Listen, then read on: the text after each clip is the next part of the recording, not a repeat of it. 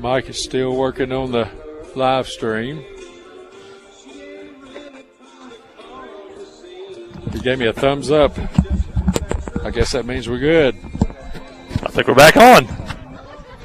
I've just now become an electrician. Had to go over there and work on the fuse box. But we are back up and going. And 7-3. So while I was gone, we scored a couple of runs. Yeah, we may boot you out of the booth. Give us a couple of runs. Ground ball to second. Henry fields it on a couple of hops and out at first. And it's a good way to start it. Score a couple of runs and then get the first batter out. That was Mason Raggio. That's a bring in good Parker sign. Maddox. One pitch, one out.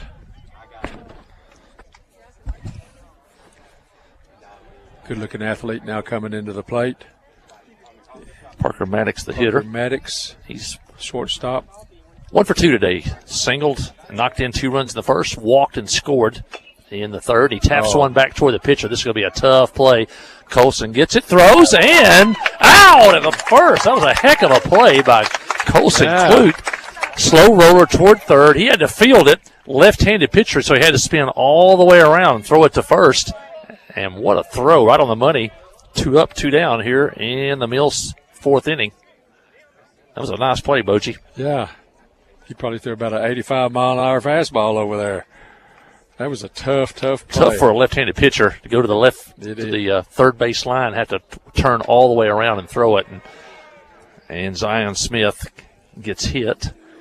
It's not his second time he's been hit, is it? His first. First. He's reached base 3 times today without a hit. Reached on a fielder's choice, reached on an error, and now hit by a pitch. And for the 3rd time today, they'll have a courtesy runner for Smith, the catcher. He's kind of rubbing that hip.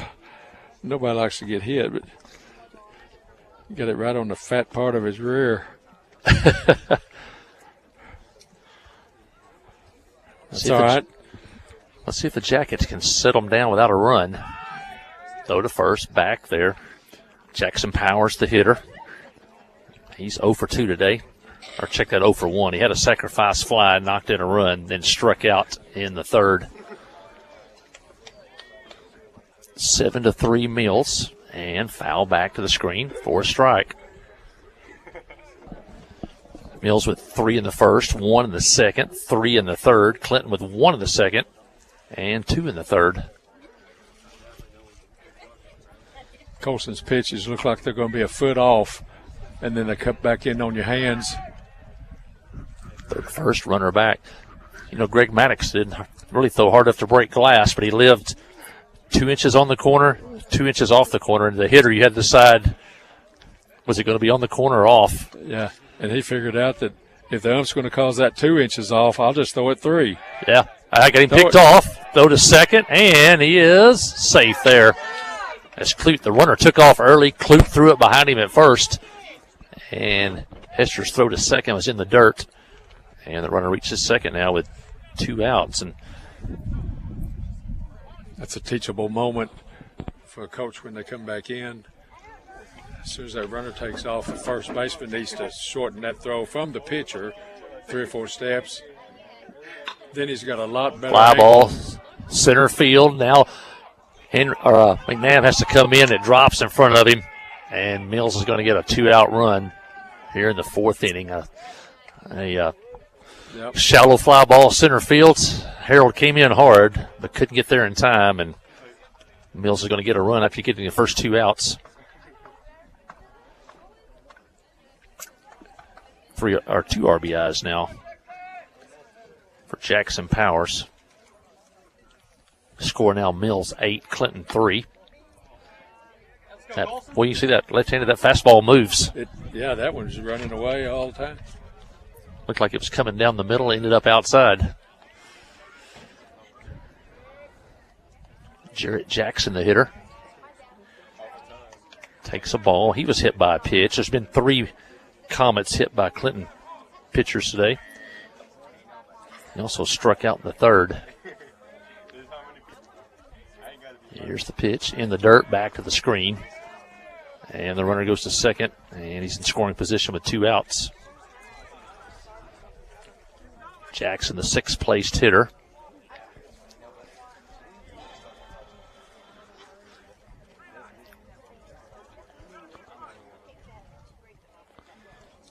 You know, Clinton's in a little bit of a pickle here. We got 2 conference games tomorrow. And ball 4. You don't want to throw a lot of people today, but we sure need to throw some strikes. And Jace Powers hits the mound. Clute got the first 2, but then it's been a hit by pitch, a walk, and a single, and the Jackets are going to go to the bullpen as Rylan Jones is going to come in to pitch. Hayden Jones is going to go over to third, or to shortstop, and Hester Hensley over to third. Let's take a break. You listen to Yellow Jacket Baseball on the Trip 94.7. First Security has been putting our home state first since 1932, helping fellow Arkansans and their families buy homes, grow businesses, and build futures. Today, First Security is still committed to helping you bank better, providing local solutions and local support in the places we love too. It's community banking with people you know and people you know you can count on. First Security. Bank better. FSbank.com. Member FDIC. Adventure awaits, and with the all-new lineup of Chevrolets, those adventures can become reality. Jolie Chevrolet has the best lineup of cars, SUVs, and trucks ever. Why go from A to B when imagination can take you everywhere? And remember, when you need service work, Jolie's service department can keep your Chevrolet running like new. Make your best deal today at Jolie Chevrolet in Clinton. Find new roads in your new Chevy vehicle. I think he can struck out.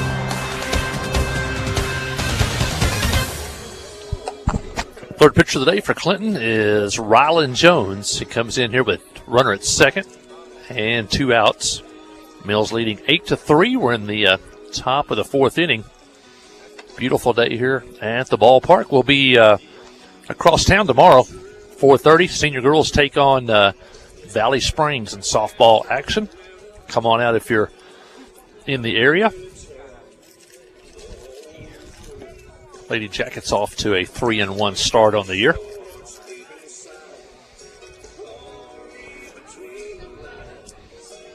Talking about Mills was in our conference a couple of years ago. This is a non-conference game today.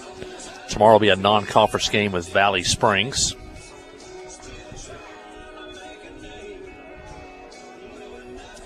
And this will bring up the pitcher, Briggs. He's struck out, walked, and scored today. Jones inherits 2 runners and 2 outs here.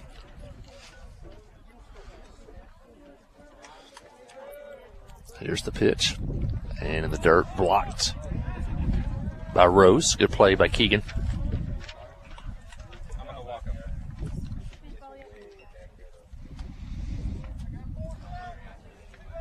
Jones pitching from the stretch. Last year we had the infield combo of him and his brother, Rylan Jones.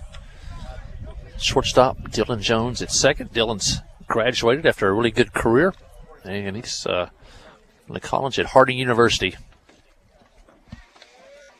Here's the pitch. Outside for a ball. Harding baseball, the best team they may have had in their history. They're ranked number 13 in the country in some polls, and the pitcher from Royalton for them was the national pitcher for the month of February. And a strike called. Didn't their basketball teams both win the league? Yeah, both men and women won the GAC tournament. Both played in the Division II national tournament. Both have already been eliminated, but they both made it to the national tournament. And a swing and a miss. Indoor track meet over the weekend. Their pole vaulter won national champion in pole vault. I think that's the 3rd year in a row for that. Yeah, and the women's softball team is ranked 15th in the country, so it's a pretty good time at Harding University. And ball 4, and the bases are loaded with 2 outs. And, of course, we're still living off that national championship in football a couple of years ago. When Kyler was over there playing on the basketball team, I never went when it was a big game. But, boy, they said on big games that that field house was rocking over there. Yeah, the Rhodes Field House is something. Yeah. See a lot of that atmosphere like that in Division II. And back to the screen, fouled. Yeah, that was an airplane hangar that Dr. Benson bought after World War II. They played in there for, 20 years, and they've moved to the Gaines Center, which is nice and fancy. But then after a little while, they said, let's move back. There's the pitch. Ground ball to third. Fielded by Hinchley. He'll race to the bag, and he beats the runner there. And that'll end the inning, but not before. Mills picks up a run. They get one run on one hit, 3 walks, and a hit batter. And we head to the bottom of the fourth. It's now Mills 8 and Clinton 3. Listen to Yellow Jacket Baseball on the trip, 94.7. Hi, I'm Dr. Brian Head, an orthopedic surgeon. Conway Regional is expanding access to care at their Clinton Medical Clinic. Conway Regional Clinton Medical Clinic is accepting new patients for orthopedic evaluations, post and pre-op appointments, and in-office procedures. Conway Regional is committed to bringing care to you when and where you need it most. To make an appointment at Clinton Medical Clinic, call 501-745-4914 or visit conwayregional.org. Visiting with Clay Maxey, your hometown Chrysler, Dodge, Jeep, and Ram dealer. Here's something we don't hear anymore. Prices are dropping at Clay Maxey. We've just decided with inflation and the way prices are going up on everybody, we wanted to take a real hard look and see how we could help the community by lowering some of our prices. Across the board, we've done everything that we could do to lower prices on our services, our cost of labor, our used inventory. We've got to do it in order to be responsive to our community and our customers. See the change at ClayMaxeyCDJR.com.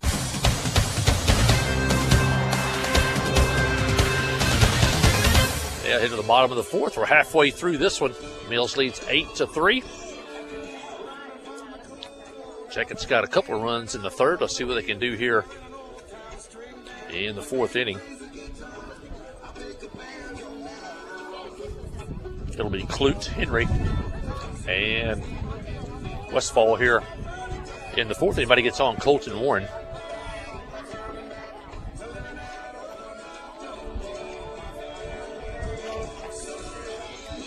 Start thinking some of our baseball, softball boosters. Want to thank the Pottery Shop and Highway 65 heading north. The Pottery Shop, probably the most unique shopping experience maybe in the state of Arkansas. You can see a little bit of everything over there, from a giant metal giraffe to Now just tell them where the giraffe a pair is. of shoes. Yeah. Yeah.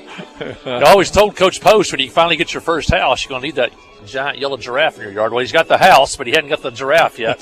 So they got to get him on that. Todd and John Treese and the whole family over at the Pottery Shop, thanks for supporting Yellow Jacket Athletics. Of course, Kyle Hinchley and DDS up on Highway 65 South, across from Walmart, next to Sonic. Kyle's here. Hester's playing. Boji is next door to me, the father-in-law, so they are a Yellow Jacket family.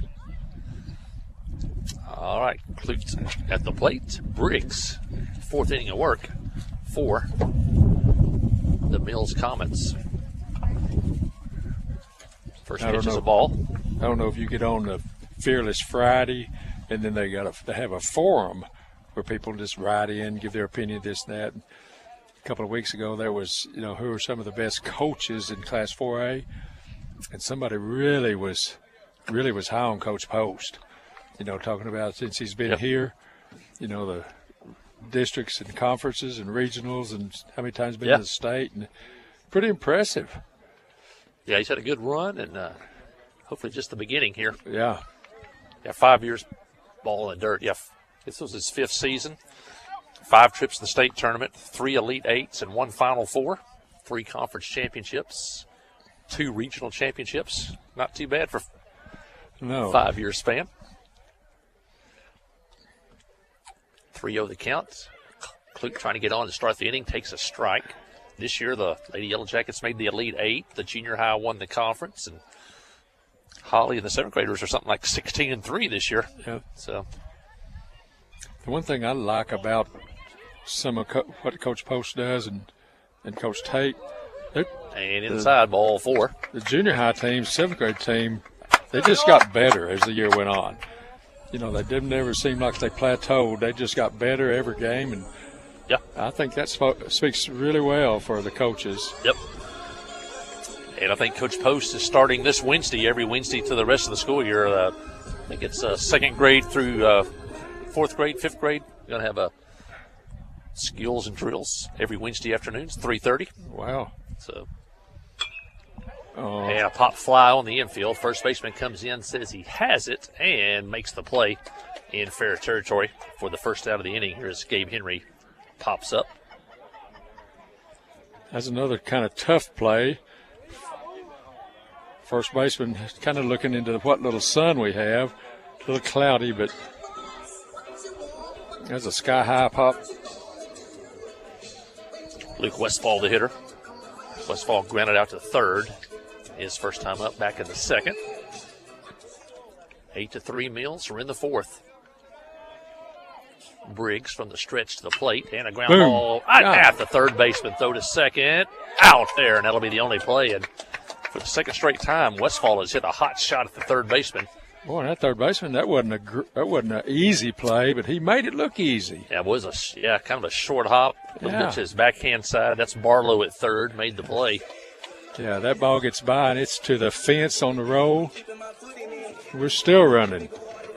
Went to second for the force out, so Westfall at first with 2 outs, and Colton Warren, the hitter. Colton walked his first time up. There goes Westfall for second, and he'll steal it easily as the ball is in the dirt, blocked by Smith, but no play. And now a base hit. Get the Yellow Jackets a little bit closer.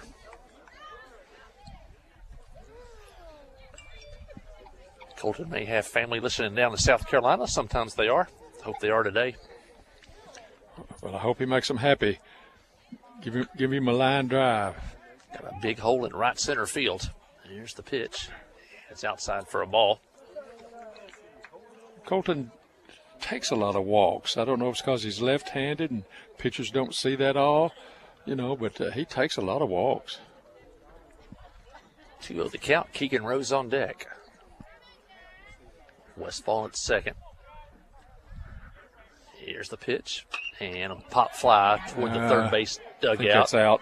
Brassfield gives chase, and he makes it right in front of the dugout to end the inning. Oh, my goodness. And Barlow has made 3 nice plays today. 2 ground balls and that pop fly just before it went into the dugout. And that'll end the inning as the Yellow Jackets fail to score, as they get a walk, leave a man. And as we head to the 5th inning, it is Mills 8, Clinton 3. Listen to Yellow Jacket baseball on the home of the Yellow Jackets, KGFL, on the Trip 94.7. Friday night at the stadium is not the time to worry about your finances. Let First Arkansas Bank and Trust ease your mind with their mobile banking capabilities. You can check your balance, transfer funds between accounts, and even find the nearest ATM for dinner after a road game. The free mobile app is available on the iTunes Store and Android Market. You can cheer loud and proud for the Yellow Jackets because First Arkansas Bank and Trust has you covered. See a branch for more details. Equal housing lender, member FDIC. Steve Good at Goods Cash Savers says you can learn a lot about life by playing sports. You may never be the biggest or the fastest, but you can always try to be the very best and give 100%. And that's what they do every day at Goods Cash Saver. Even though they don't have the biggest building, they try to have every item that you might need in groceries. They also overachieve every day in their meat department. So when you're looking for a place to shop, give Goods Cash Saver a try. A supermarket that cares about you and your community and says, go Yellow Jackets. Riley Jones heads back to the mound for his second inning of work. Jackets trail 8-3. I want to mention some other sponsors. The Clinton Stockyards sale every Saturday. Go check Facebook, see what they got going this week. They got some type of special sale, certain herds. I also think you can now watch a live stream broadcast of the sale. And if you can't be there, you can in person. You can be there online at Clinton Stockyard. Also mentioned Main Street Florists and Gifts, downtown Clinton, for all their support of Yellow Jacket Athletics. For all your floral needs, contact Main Street Florists and Gifts. Hey, you can give flowers. It don't have to be Valentine's Day. Give them a call there. Petty Jean Fiber. I want to thank Petty Jean Fiber as supporter of Yellow Jacket Athletics. Also, you're watching the live stream right now. You see their advertisement in the top right-hand corner. Petty Jean Fiber is so good to Yellow Jacket Athletics. They, along with First Arkansas Bank and Trust, Hogs and Heifers, bring you all the live stream action from football to basketball to baseball to softball. Leadoff hitter for Mills is the number 9 hitter. Center fielder, I think, isn't he? That's Noble. Hit by pitch and singled today. Scored 1 run. He walked high inside.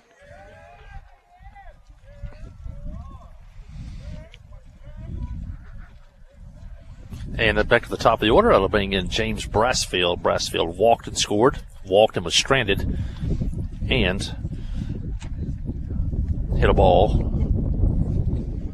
Actually, he didn't hit a ball. He was caught off base and was out in a rundown. Throw to first. Runner gets back. Want to mention also Western Sizzlin. That's Scotty and Carla Jones at Western Sizzlin. That's their son Rylan out there on the mound. And they provided a pregame meal today. And guys love it when Western Sizzlin brings the pregame meal. I think I even have one over here. I'm looking forward to that later. Want to thank them for that. Swinging a miss and a strike there. Also want to mention Mickey Parrish and all the crew at Farm Bureau. Kara and Melanie and everybody there at Farm Bureau for all your insurance needs. Or if you just want to talk sports, you can go in there and Mickey probably talk a little sports with you. Talk about his glory days. would that be right? Well, you know, I saw those state championship games this week on PBS. I'll wiggle this pitch and I'll finish the story. There goes the runner. And a strike call. Throw to second and runner safe there. And a good job by Gabe Henry to back that one up. Anyway, at halftime they had these special features, and one was about Scottie Pippen at UCA and his coach Don Dyer, and they showed some old game clips, and you could see Mickey in those game clips one time coming out of the huddle after a timeout. I was going to say, was he playing or sitting? Mick did a lot of playing. Yeah, Mick. Tell you what, he was a load in high school. And I don't think they called the strike or not. I think they did. Umpire was getting out of the way on a curveball. Scoreboard shows 1-2. Yeah, Mick was a load, boy. He could rebound, strong. Yeah, Mickey and Jamie Beaver's part of that team with Scottie Pippen, while your son-in-law Colin Hinchley was down at the same time down at Ouachita Baptist. Here's the pitch. Yeah, Scotty was in Little Rock last week, and they recognized him. The legislatures did. Well, when my kids were really young, we went to Indianapolis. It's a different story, but we were in Indianapolis. 2-2 pitch and fouled out of play. Harold McNabb now behind the plate. Oh, he makes the play. I called it too soon. The wind held it up. He caught it right in front of the screen in front of us. And a nice play by Harold McNabb. And a lot of catchers kind of shy away from the screen, but he didn't. But anyway, we were in the same motel with the Bulls, Chicago Bulls. And we were standing around there waiting to get in line at McDonald's. And here comes Scottie Pippen walking down. Of course, he's a rookie. Nobody knew him except us from Arkansas. And sure enough, he got him a couple of breakfast burgers or whatever and went over and sat down. We all went over and said hi to him, told him who we were. And we asked him if he knew Jamie Beavers. And he said, "Oh, the Beef. Yeah, I know him." Pitch to Raggio, swinging a miss. That's a good story. He's a nice guy. Yep. He didn't pick up the check for us, but he was all right. He was a rookie. He didn't have he only had a couple million at that point. From Hamburg, Arkansas. What a story. Strike called. Yeah, he got to UCF. I think he grew like 7 inches after he got to school there as a walk-on. They took him in that first manager, year. Yeah. Yeah, the bait. Here's the pitch and a fly ball left center field. This may drop. Nope, here comes the shortstop. And a nice play by Hayden Jones in short left field, and there's 2 outs here. Yeah, the debate will probably go on forever. Would Michael Jordan has been as good without Pippen there, or would Pippen done on another team as well. So Yeah. I think they really both complemented each other. Here's the pitch. I can always say, though, I witnessed his final college basketball game as Harding beat UCA on a last-second shot, although Pippen had like 40 that night.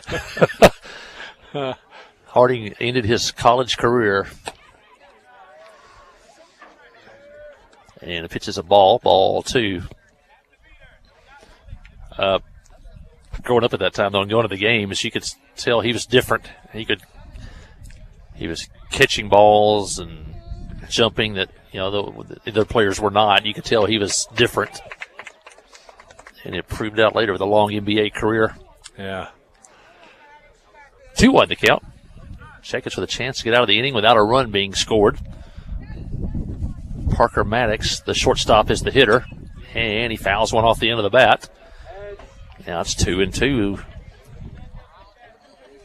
Mills has scored every inning today, so get a 0 up on the board. And they maybe go to work with the bats. Runner at third, 2 outs. Here's the pitch. And he slices one foul. Back to the screen. Stays 2-2. I have been through Hamburg way back in the day, but they tell me now when you go through there, you don't have any trouble finding his mama's house. It's a little bit different than it was 40 years ago. Got to take care of mama. Oh, yeah. Here's the pitch. And back to the screen. Here comes the runner. And Noble's going to score on the wild pitch. That ball looked like it slipped out of his hand. It never had a chance to get. Couldn't get on top of that one. And the count now runs full on Parker Maddox. Maddox has been on twice today. There's the pitch. And a tapper in front of the plate. Does it stay fair? It does. McNabb picks it up, throws to first, and out there the hitter never left the box until it was way too late. And the ball bounced in front of home plate, stayed in front of home plate, and Harold McNabb grabbed it and threw him out at first. But Mills adds another run without the benefit of a hit. And as we head to the bottom of the fifth, it's now Mills 9, Clinton 3. Adventure awaits, and with the all-new lineup of Chevrolets, those adventures can become reality. Joe Lee Chevrolet has the best lineup of cars, SUVs, and trucks ever. Why go from A to B when imagination can take you everywhere? And remember, when you need service work, Joe Lee's service department can keep your Chevrolet running like new. Make your best deal today at Joe Lee Chevrolet in Clinton. Find new roads in your new Chevy vehicle. Hi, this is Brandon from North Arkansas College. Is going to college a goal of yours in 2025? Let us help you accomplish that goal. At North Ark, we have students of all ages from all walks of life, from high school students taking concurrent credit courses to parents returning to school to learn a new skill. NAC can help. To learn more, visit northark.edu/welcome2025 or text our recruiters at 870-621-2941. And remember, at North Ark, we believe in you. White Dunn. Going to hit for throw. Jackets have the 9-1 and 2 up. It looks like Wyatt Dunn maybe going to pinch hit for Keegan Rose. And then back to the top of the order for the Jackets. They trail 9-3 here in the fifth inning. See some of the football guys coming in to watch. And softball girls, I guess practice is over. They're coming over to watch now. That's pretty good offensive line sitting right down there, isn't it? It is. I think I could run behind those guys, at least for a while. Think you could get 3 or 4 before you got tired? So they'll be heading to spring practice here pretty soon. Now, you were training for a mini marathon, a half marathon, or a marathon? Yeah, maybe late May, the next one, maybe. Give it a try. Yeah. So good running weather right now. You can get up early and you can wear some shorts now instead of having to bundle up. So, yeah, I had a daughter-in-law and son-in-law that ran down Little Rock a couple weeks ago, ran the half marathon. their goal was to run it under 2 hours, and they went like an hour and like 4 minutes under, an hour and 56. Yeah. They were pretty proud. That's kind of what I was. First couple I ran over 2 hours, and my goal was at least get one under 2, and I did Russellville did a 1:56, so I was proud of that. Yeah. Especially since I'm an old dude, as the kids say. I tell you what, those things, and I've never done one, but they become mental after Yes. a few hours, don't they? They do. I'd hate to run the full marathon, not just the training for that. Here's the pitch. Wyatt Dunn's the pinch hitter. Good eye, Wyatt.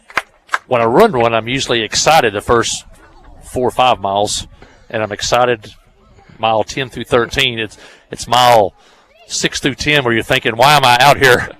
You can't see the end there in the middle. Swing and a miss by Dunn, and it counts 1-1.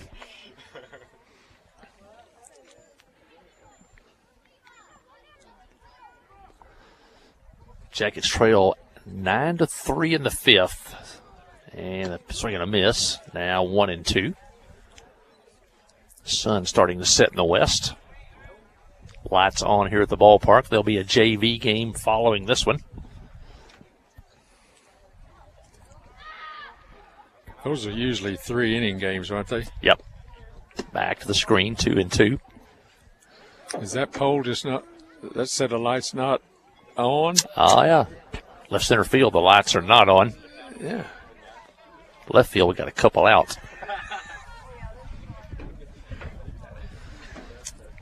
Well, you have to hire a lift truck to come in here and change those things.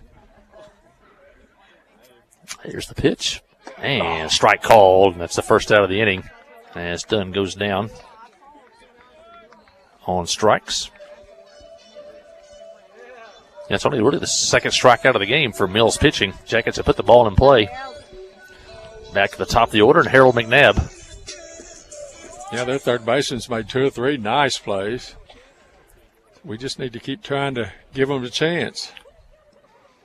Here's the pitch. And outside for a ball. Weather's nice and warm for March baseball. Still not even spring yet. I think we're about a week away from. Is it 20th or 21st, somewhere in there? For the actual date of spring. Here's the pitch. And a strike on the corner. Count even now 1-1.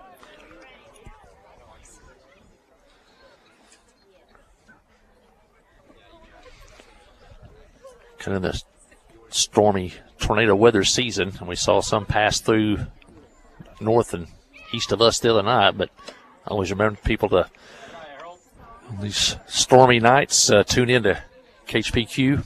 And Sid King will keep you updated on the weather and what's going on out there.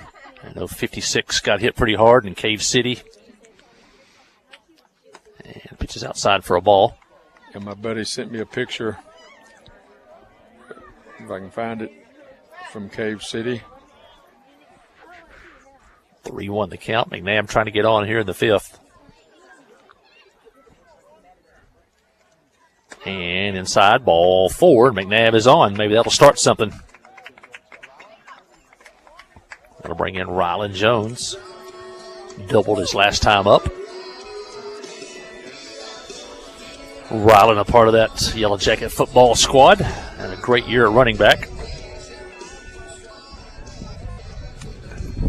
Don't want to jinx them, but we've got some high hopes for this football team this year. A lot of players back. Ball in the dirt. Runner goes to second. Good play by the catcher just to block that one. Runner at second, one out. Got a 3-year starter at quarterback, really good running backs, a big, experienced line. Yeah, it kind of reminds me of that 2018 team that returned a lot of players.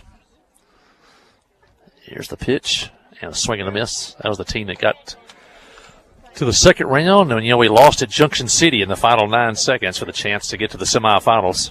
Yep.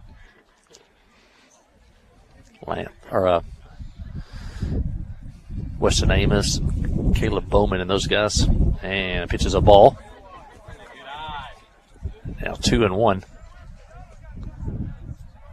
Jackets need some runners. They trail 9-3. Got the right guys up here.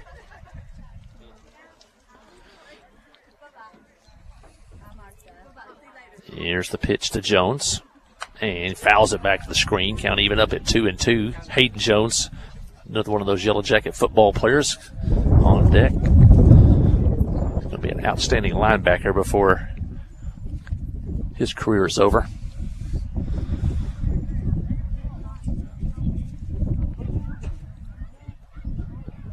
Got to guard the plate, 2-2.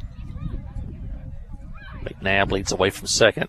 Here's the pitch, and foul, stays alive.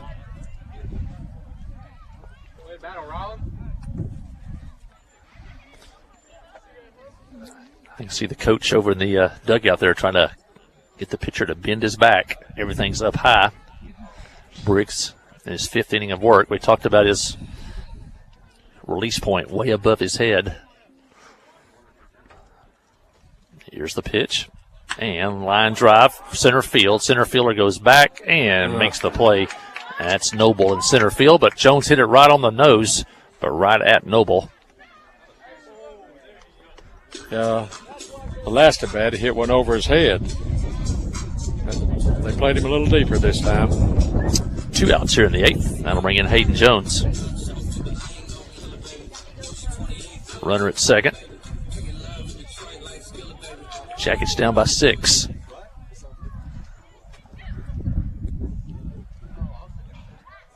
Here's the pitch. And a strike at the knees.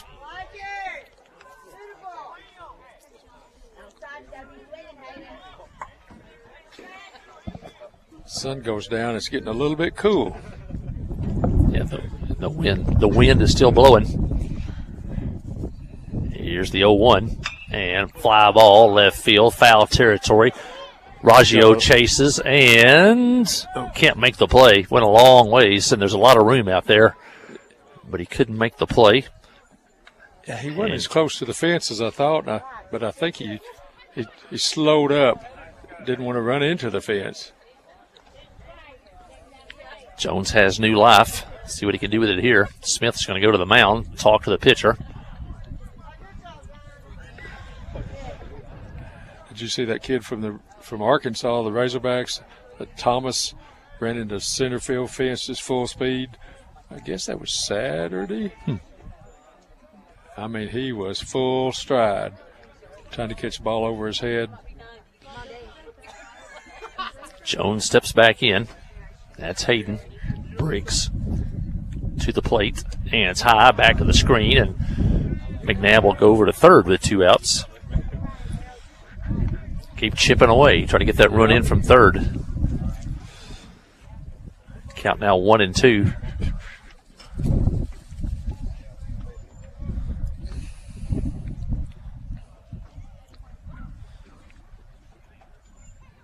Jones steps back in. Briggs to the plate. And a swing and a miss. And that'll end the inning. 2 Yellow Jackets go down on strikes in the inning. Jackets pick up a walk, leave a man, fail to score. And as we head to the 6th inning, it's Mills 9, Clinton 3. Listen to Yellow Jacket Baseball on the Yellow Jacket Sports Network. Towing and recovery is the last thing you think about until you really need it. Then you really want the best. There's only one name to call, Justin's Collision Repair Towing and Recovery. They have the largest and latest model recovery fleet in north central Arkansas. From small towing to heavy-duty towing, Justin's Collision Repair Towing and Recovery on Highway 65 in Clinton is the one to call, 745-2992. That's Justin's Collision Repair Towing and Recovery, 745-2992. FL Davis Cash Lumber, your Ace Hardware store, is a proud sponsor of Clinton Yellow Jacket Sports. FL Davis Cash Lumber can help with your electrical, plumbing, paint, tools, hardware, and flooring needs. They're a full-service hardware store and lumber yard. FL Davis can provide you with everything you need for your residential or commercial projects. The knowledgeable staff is always on hand to answer your questions. Visit FL Davis Cash Lumber, your Ace Hardware store. Same place, now Ace. Hey, on to the 6th inning. But this game started late because the Mills did not get here until after 4:30. We started at 4:54, and we're an hour and 50 minutes into this one. We're in the sixth inning. Jackets trailing 9-3. Rylan Jones on for his third inning of work here. And it'll be the 4, 5, and 6 hitters due up for Mills. It'll be Zion Smith, Jackson Powers, Jarrett Jackson, and if anybody gets on, Amici Briggs. Mills has 9 runs on only 5 hits, and Clinton has 1 run on 2 hits. Mills got 3 in the first, 1 in the second, 3 in the third, and single runs in the fourth and the fifth. Clinton got their only run. Well, they got 1 run in the second and then picked up 2 in the third. And right now it's 9-3. Mills in the lead, but the Jackets still have 6 outs left. Let's see if they can get a 0 on the board. Mills has scored in every inning so far. The last inning, Jackets retired the first 2 hitters before Mills was able to scratch across a run.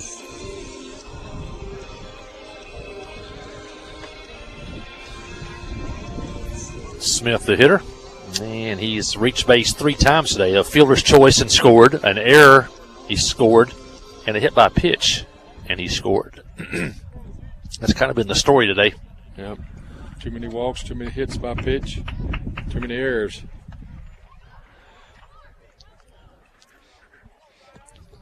Jones to the plate, and in the dirt, blocked by McNabb. McNabb now the catcher. Rose started behind the plate. The third Yellow Jacket pitcher, Hensley, Clute, and now Rylan Jones. And the pitch is a topper toward short, fielded by Hayden Jones. Long throw right on the money for the out. And the Yellow Jackets retire the leadoff hitter here in the 6th inning. Good strong arm by Hayden Jones. Got a waist-high hop. Had his feet moving forward to the baseball. Made a nice throw. Jackson Powers, the hitter. Sacrifice fly in the first, struck out in the third, and walked, knocked in a run, or check that, singled and knocked in a run in the fourth.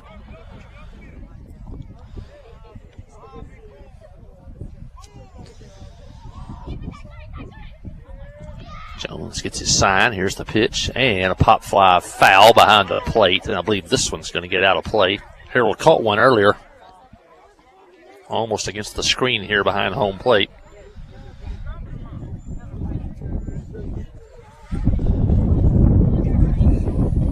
Where's Duhan?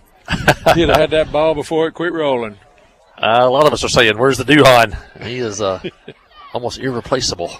And the pitch is a ball. Yeah, he would have had our live stream diagnosed. You know, I had that problem a couple years ago with no power, and the Duhan fixed it for me. Today I had to fix it myself. There's the pitch, and loop toward left field, and foul. Duhan's at Arkansas Tech University, majoring in engineering, and he helped us all season long on live stream football and basketball. He is really good at that stuff. And an even better person. And he would dance between the quarters. That's true. That's always fun. He was very entertaining.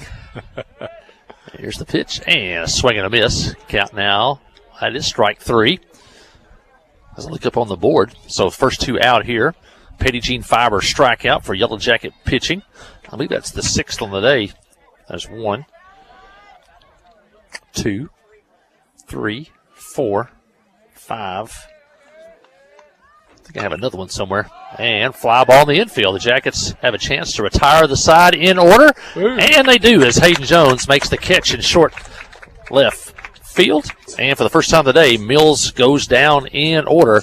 We head to the bottom of the 6th. It's Mills 9, Clinton 3. Listen to Yellow Jacket Baseball on the Trip 94.7. Adventure awaits, and with the all-new lineup of Chevrolets, those adventures can become reality. Joe Lee Chevrolet has the best lineup of cars, SUVs, and trucks ever. Why go from A to B when imagination can take you everywhere? And remember, when you need service work, Joe Lee's service department can keep your Chevrolet running like new. Make your best deal today at Joe Lee Chevrolet in Clinton. Find new roads in your new Chevy vehicle.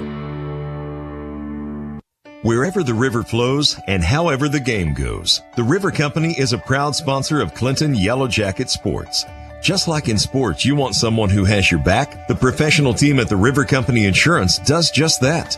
They'll work hard to find you the most coverage at the best possible price, whether it's business, farm, ranch, personal, or automotive. The team at the River Company will get you exactly what you need. Sports is a team effort, so come join the team at the River Company.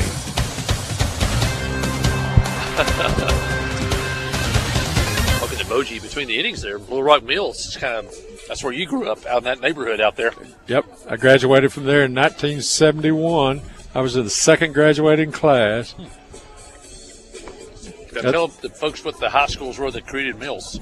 Okay, Fuller was a school not very far from Dixon Road, and then Sweet Home High School was over at College Station. And they merged both of us and built Mills. It was kind of a hit or miss.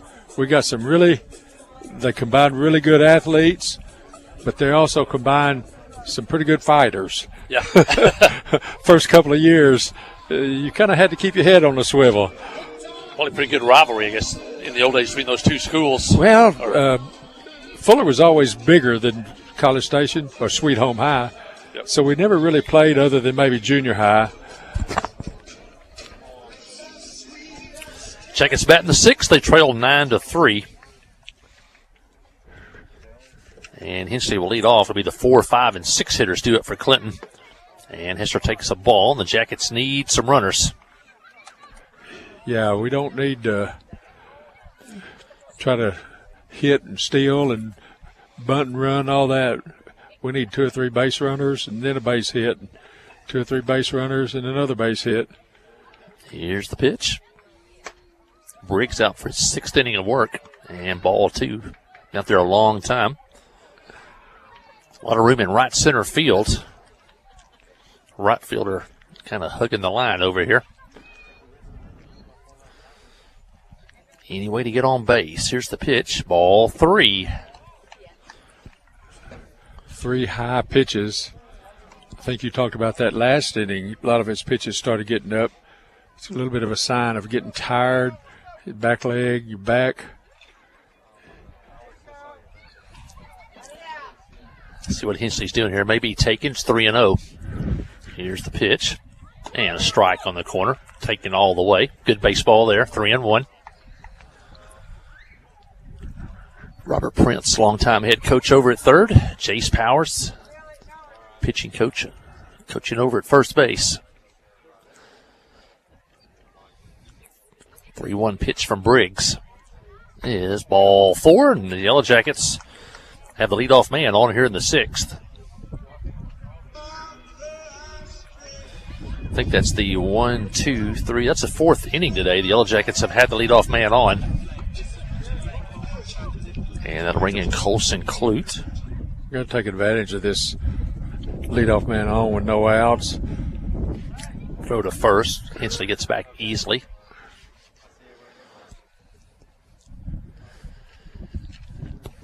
Wind still blowing out to left field. Yeah, see, Hester doesn't need to get a great big lead and get picked. We need runners. We need base and people. Ball 2. Any way to get on base, keep it going. Yeah, it's not your fault if we hit into a 6-4-3, but it's your fault if you get picked. Big lead at first by Hensley. Big lead. There's the pitch to the plate, and there he goes, and a ball in the dirt. Hensley steals second. Well, they got second, but in my opinion, that wasn't a good move. What if he gets thrown out? You just shorten the game. You know, you need 5 runs, 6 runs. That one doesn't help you a whole lot. 3-0 pitch. Ball 4, and the first 2 are on here in the 6th. He called that 3. Oh. Where are I'm we missing off. a pitch? I thought that was 3-0. I did too. See what happens here. Be taken all the way, I would assume. Here's the pitch and a strike. Now 3-1.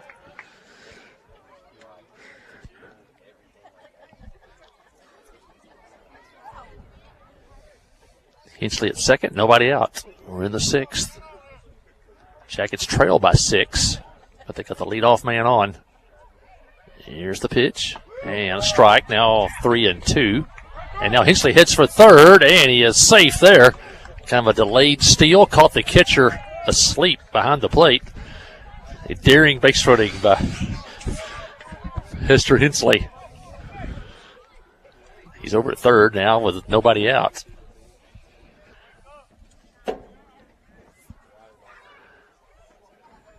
Three-two count on Clute. Here comes the payoff pitch. And a swing and a miss. And Briggs comes back to get Clute one out here in the Clinton 6th inning.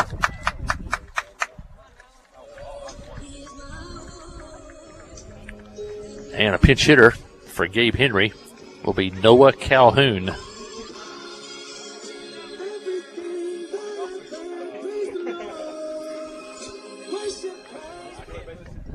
Calhoun pitch hitting for Henry. Here's the pitch. And a swing and a miss. Hey, just relax, Noah. That's it. 26. Runner at third, one out. Hinchley walked, stole second, stole third. And strike two, a good pitch on the corner. Now it's 0-2. Yeah, that's that pitch that Colson was getting earlier, right on the outside edge. At the worst, it may be an inch off. 0-2. And strike three called at the same spot. Back-to-back strikeouts for Briggs. And now the Jackets have a runner at third and two outs. And freshman Kendall Brown comes to the plate. Kendall's brother Creed was here somewhere. I don't see him right now, but here's the pitch. And a swing and a miss. Kendall will be a part of the Yellow Jacket football team this fall. Missed part of his freshman junior high season with an injury this year. Came back late in the year. Here's the pitch. And a strike on the corner. Now Briggs, who walked Hinchley on 4 pitches, got behind Clute 3-0, and now he has thrown, that's 5, what is that, 3, 4, 6 straight strikes. 6 straight strikes. Yep. Yeah, say that 6 times real fast. Here's the pitch, and he fouls it off over the Clinton dugout. Brown stays alive.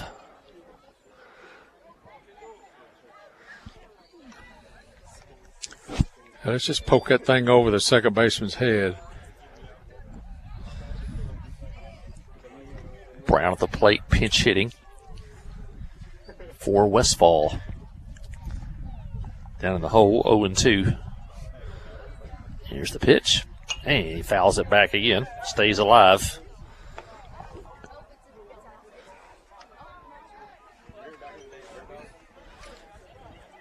Colton Warren on deck.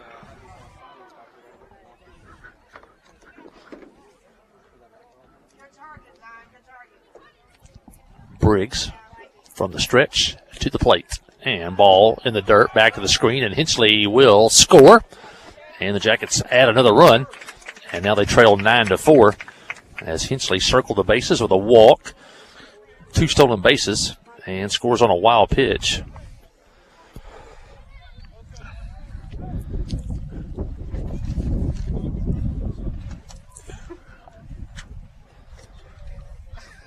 Brown in the hole, 1-2, trying to keep the inning going. Here's the pitch, and pop fly in foul territory, and out of play near the Clinton dugout on the first base side.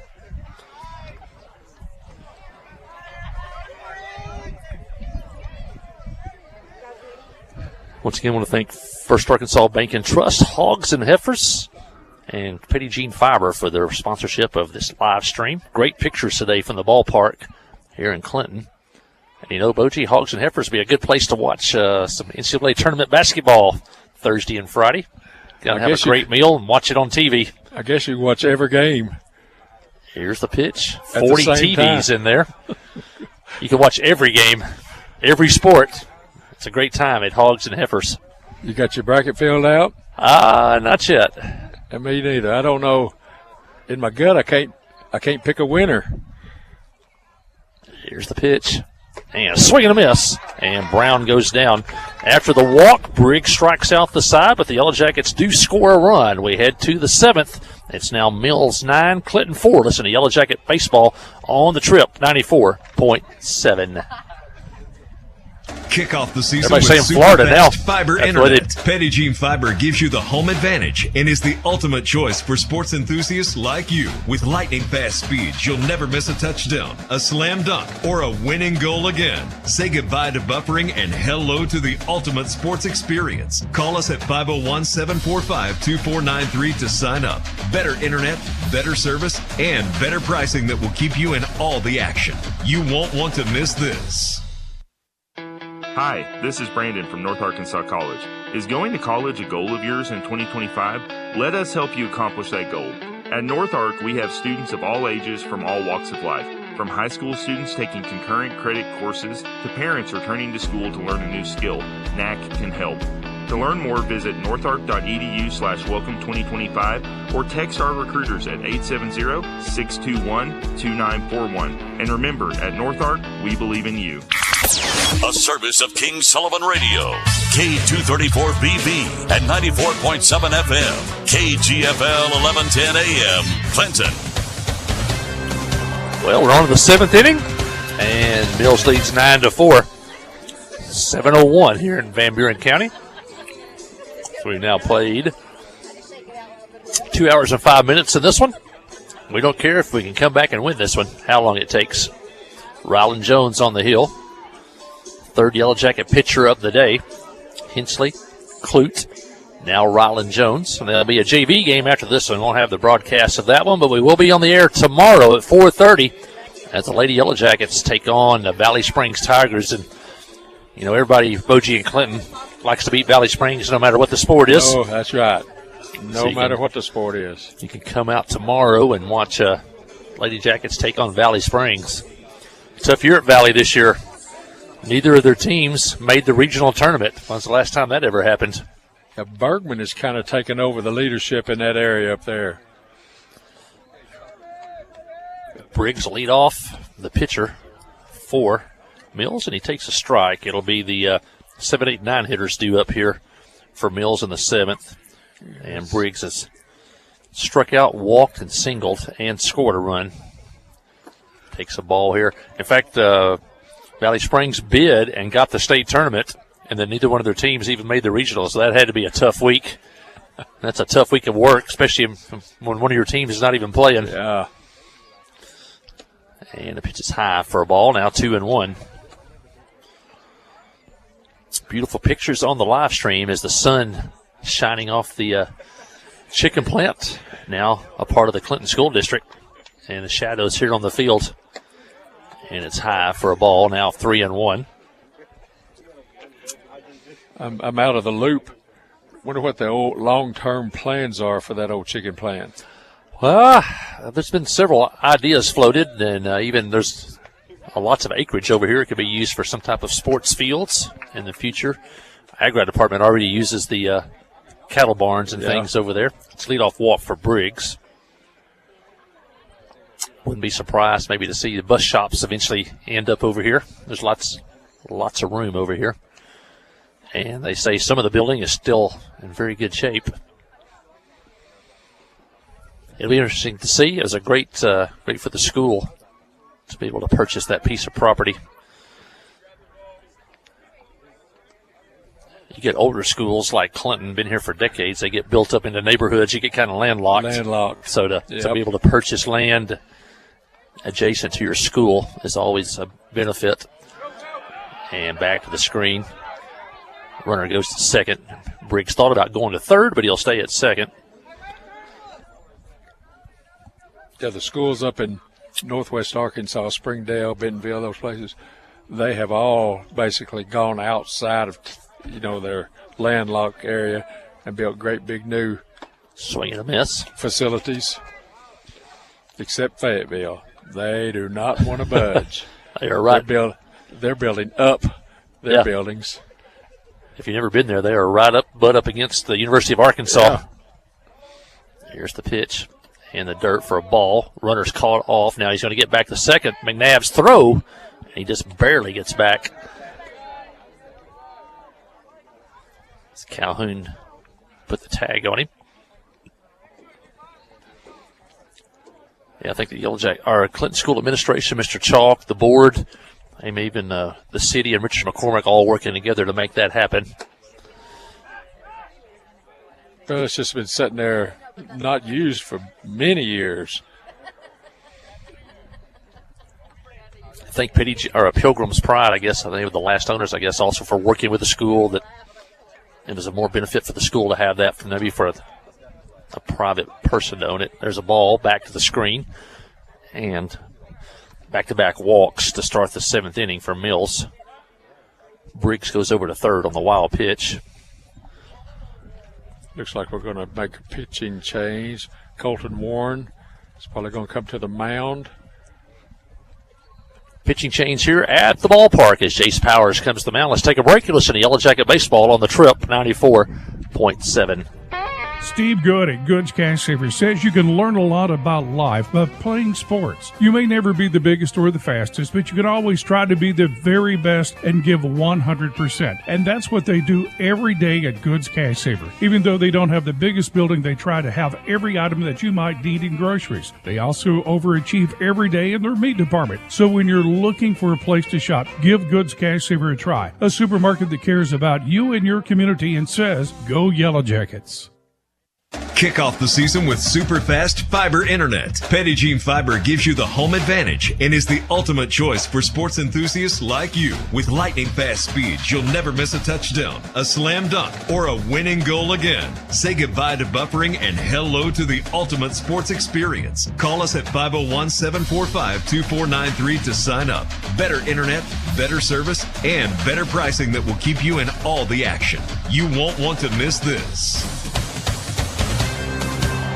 And it is Colton Warren coming in to pitch for the Yellow Jackets, the junior right-hander for Clinton.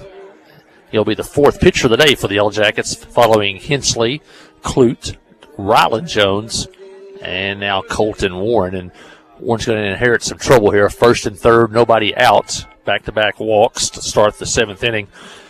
And that'll bring in the 9th place hitter, Elias Noble. Noble has been hit by a pitch, singled, and walked, scored twice, and he's got a lot of speed. Jackets trail 9-4 here in the top of the 7th inning. They'll be home here tomorrow against Joe T. Robinson in a conference game. No broadcast.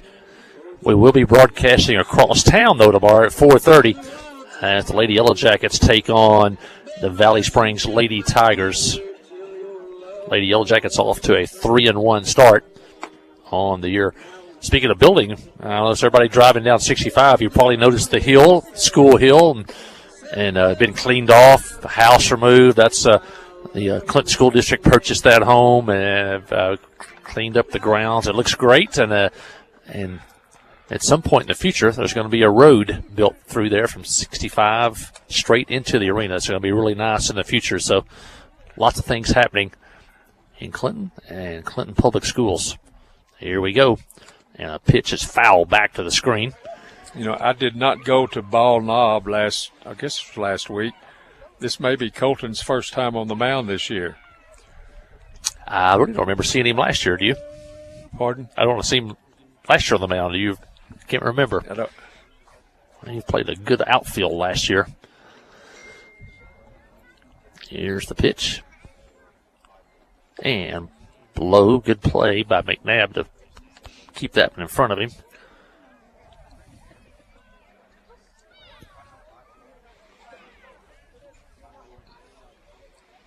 So a guy wouldn't do it right now, but when I was at the West Arc, and a swing and a miss. Now 1-2, which is now UAFS.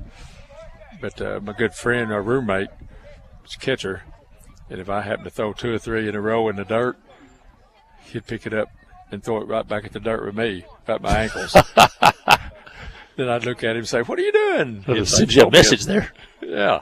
Here's the pitch, and fouls. He got that one in on his hands. Really pulled that one. I don't think he could do with that one on the inside. Just foul it. Yeah, or get hit. 1-2 the count. Nobody out. Runners at first and third. Mills has not tried to run so far. Warren's pitch to the plate is foul back again.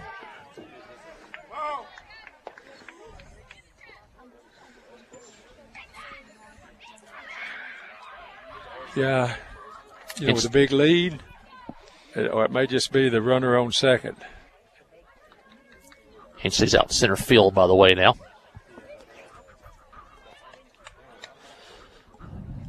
Warren gets the sign. Here's the pitch. And just missed low. Now 2-2. Runner stayed put at first.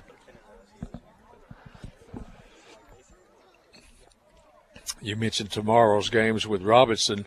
I think that's a doubleheader, and both of them are conference games. Yep. Is that correct? Yeah, it is. Here's the pitch. And another pitch inside. He golfs it foul. Tough conference in baseball. We got rid of Lone Oak, but they added us Morrilton, Central Arkansas Christian, and Harding Academy. Harding with several state titles. CAC won the state title last year in 3A. And they say Morrilton may have their best team in years.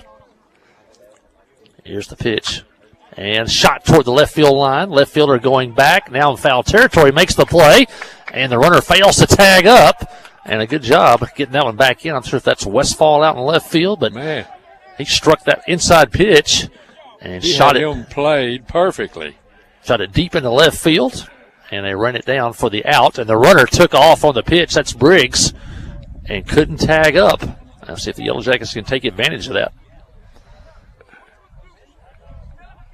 That was a base running mistake at third by Briggs. Now back at the top of the order. Bad base running mistake. Brassfield, the hitter, the leadoff man. Warren's pitch is half swing toward first. Caught by Clute. Out there, over to third. And out there. And another bad base running play by Briggs. Turns into a double play on a soft liner to first. Clute caught it, fired it to third, and stepped on the bag for the out over there. And two back-to-back base running blunders by the pitcher. And for the second straight inning, Mills fails to score. They had two walks, failed to score. We head to the bottom of the seventh. It's Clinton trailing Mills 9-4. Listen to Yellow Jacket Baseball on the Trip 94.7. Wherever the river flows and however the game goes, the River Company is a proud sponsor of Clinton Yellow Jacket Sports. Just like in sports, you want someone who has your back. The professional team at the River Company Insurance does just that. They'll work hard to find you the most coverage at the best possible price, whether it's business, farm, ranch, personal, or automotive. The team at the River Company will get you exactly what you need. Sports is a team effort, so come join the team at the River Company. First Security has been putting our home state first since 1932, helping fellow Arkansans and their families buy homes, grow businesses, and build futures. Today, First Security is still committed to helping you bank better, providing local solutions and local support in the places we love too. It's community banking with people you know and people you know you can count on. First Security. Bank better. FSbank.com. Member FDIC. Yep, heading back here to the seventh inning. The Yellow Jackets pitching has thrown up two straight zeros for Mills here in the sixth and the seventh. And as we left the inning there, it was a base running blunder by the pitcher running at third, got caught in a double play on a line drive to first. And as Boji said, the coach was tearing him up over there. I think he was already mad on the play before when he had failed to tag up on a fly ball to left field. He would have scored easily, and then he gets doubled off on a line drive to first base. But that was the pitcher, Briggs, and if Briggs can get 3 outs here, probably all will be forgiven. Clinton needs 5 runs. They need 4 runners to have a chance. They trail 9-4. It'll be Warren, and Keegan Rose's spot is due up. Coming back to hit. And that is Rose on deck. Yeah. And back to the top of the order, Harold McNabb. See if Warren can get on. Jackets got the leadoff man on in the 6th, but that was it. See what they can do here in the 7th. Here's the pitch, and high for a ball. Briggs been out there a long time. I think it's, 105 pitches is a one-day limit. Here's the pitch, and a ground ball shot foul outside of first as they and he has to have fastball inside on Warren. Was he have to have 3 complete days before he could throw again?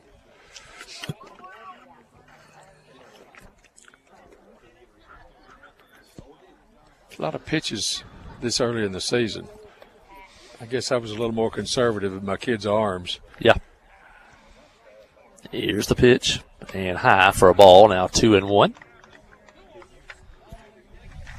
Throw a kid's arm away is not worth a win in the long run.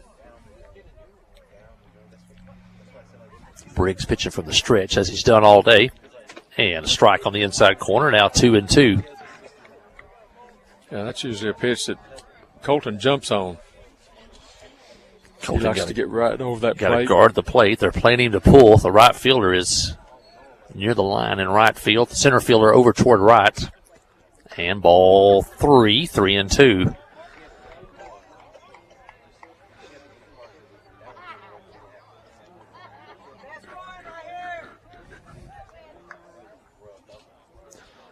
Warren trying to get on to start the 7th and fouls it out of play.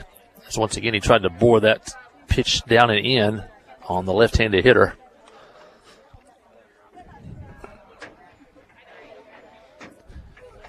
And now the wind is dying down as the sun goes down. As well as the temperature. Cooling off a little bit.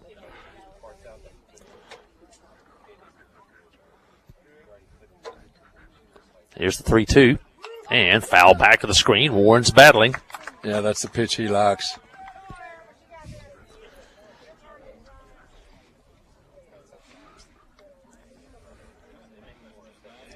He's going to fight you in there. Temperature in the low 70s when this one started.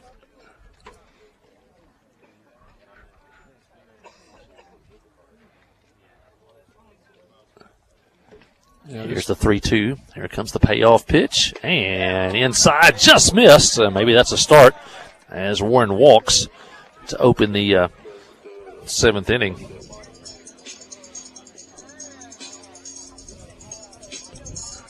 And that'll bring in Keegan Rose. Temperature now 64. It's about 72 at first pitch at 4:54. Now we're down to 64. There goes the runner. And he is safe at second. The head first slide there.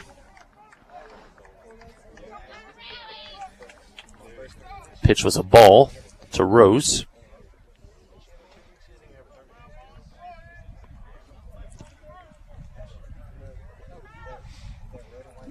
Twilight here at the ballpark. Here's the pitch.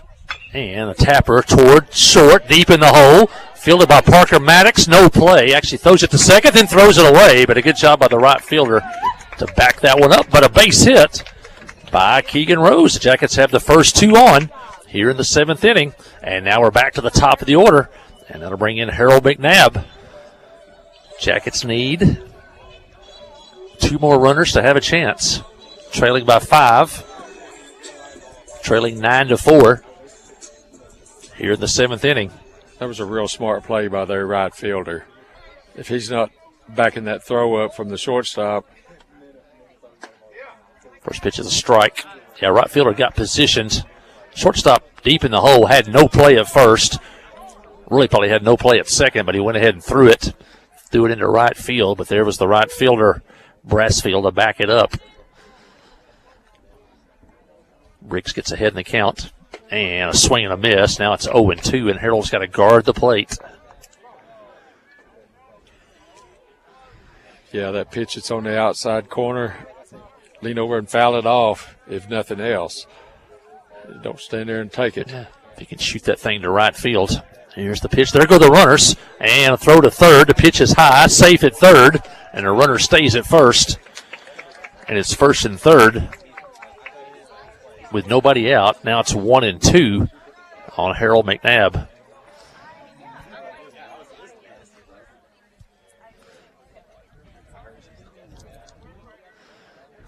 Ryland Jones on deck. Can McNabb keep it going? Here's the pitch.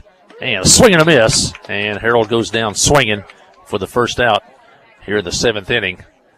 And that'll bring in Ryland Jones. Harold took some healthy cuts.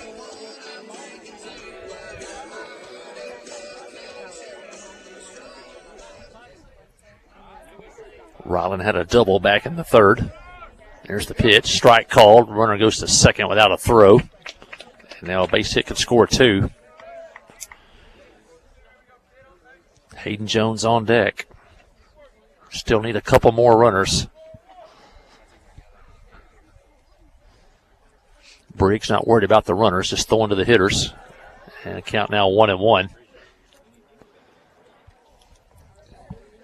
Yeah, mentally, that pitcher just needs to pretty much just groove it down there, let them put it in play. Let your outfielders and infielders get you some outs. Here's the pitch. And line shot off the end of the bat. More of a cue shot. Foul down into right field.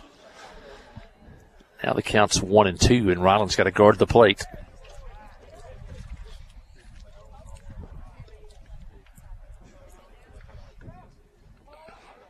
I don't know who's counting the pitches, but, this kid's thrown a lot of pitches. Yes, he has. 15 an inning for 7 innings is 105. Briggs from the stretch. Here's the pitch. And fly ball foul behind the Clinton dugout. And he stays alive. One thing about baseball, there is no time clock. You got 21 outs. You got to get them all. That's right. And as Mike Shannon used to say, the last 3 are the toughest. Briggs to the plate. And high, now 2-2. That seems like the first out of the last inning. And then it just rolls over to all 3. Warren at 3rd. Rose at 2nd. 2-2 pitch. In the dirt. Ball 3. Count runs full. Hayden Jones on deck. You never know. I think the Razorbacks ran their last out yesterday. Tied it. And then got a 3-run homer to win it. That shortstop helped us by booting a pretty routine infield ground ball. 3-2 pitch. Here it comes. And fly ball center down. field. Center fielder on the move. Can't make the play. A run will score. And Keegan Rose will end up at 3rd on a 2-strike hit by Ryland Jones. And the Jackets cut into the lead. It's now 9-5. Good piece of 2-strike hitting by Ryland Jones. 2 hits today for Jones. Warren scores. Rose ends up at 3rd. And that'll bring in Hayden Jones. And if Jones can reach, he'll bring the tying run to the plate. Only the 3rd hit of the day for Clinton. There goes Ryland. And a long fly ball, left field. Left fielder going back at the fence. It is off the wall. No, it's off the light pole. Left field, and it's going to be a home run for Hayden Jones.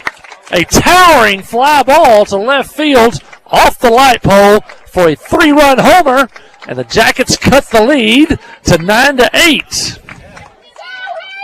Second homer of the year for Hayden Jones.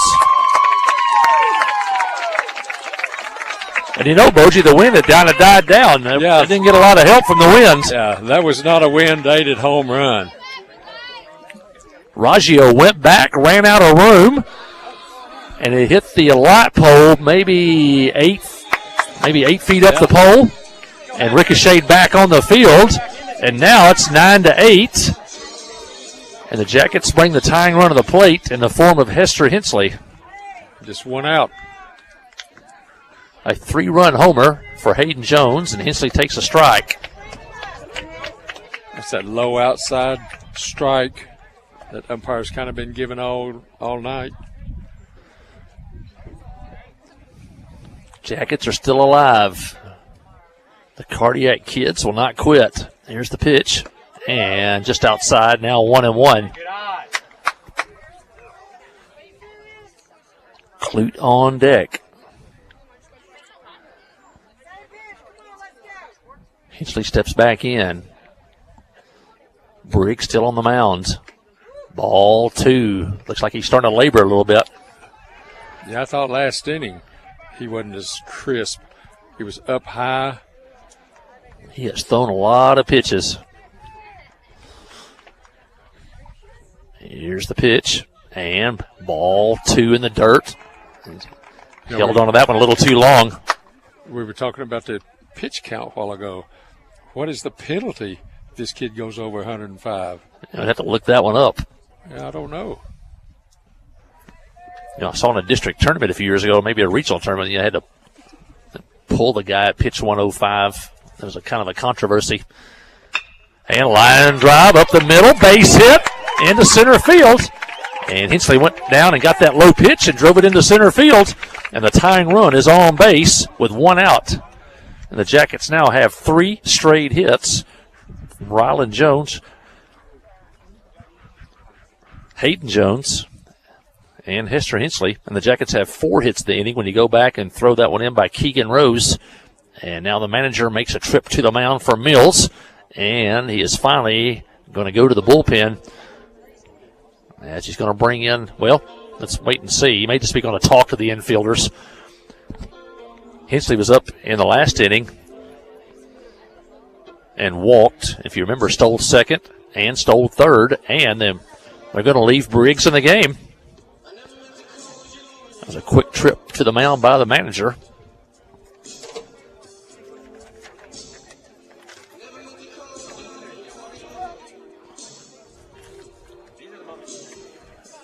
And that'll bring in Colson Clute.